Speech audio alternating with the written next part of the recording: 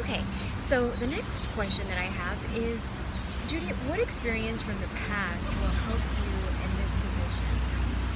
Well, back in the early 80s, I worked on highways with almost construction. I worked for Eager Construction, and from there, I did estimating. And we used to build highways. We would do a mile a week. And there are machines and equipment that can do that. They can lay, in a day, they can lay a mile. I find it archaic that I just talked to a man 2 days ago, and he has actually truly built 2 miles of highway. And he just retired after 21 years in the same spot. That's absurd. I have also noticed that on the Bulverde and the Evans, I videotaped this a while back because I was just appalled watching them as they're doing on IH-10 as I drove in today. They're actually laying the asphalt over ground. Everybody knows that you've got to have a base, a compaction rate, and it's a 95% compaction rate. 99 would be perfect. It should be. And they're laying it over the dirt.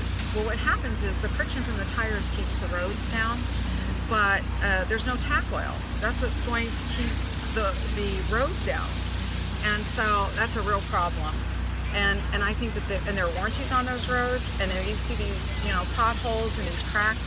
Companies need to be held accountable, and they need to come back and fix those roads. Right. So I did that. I redid Randolph Air Force Base. I worked in civil engineering, and I updated all their blueprints back in the 80s. And then I opened my own company. So I would work 40 hours a week at my company at night, and then I would work in the courts, and I advocated through CASA, and the judges would call me in on cases. And I worked on abuse cases for 26 years. But I sat on the Child Welfare Board for the county commissioners, and we really made significant changes. But I got a first-hand look. One of my very sweet dear friends was the assistant to Lyle Larson. She had passed away of cancer almost 14 years ago. But so, keeping up with it, it's going to be tough.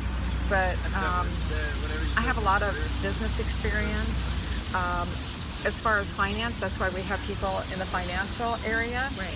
I'm fiscal responsible. Of course, I like to buy nice things, just like everybody else. Right. But, I think there's a real significance to, again, going back to that forensic audit. I worked for a company for the last 3 years.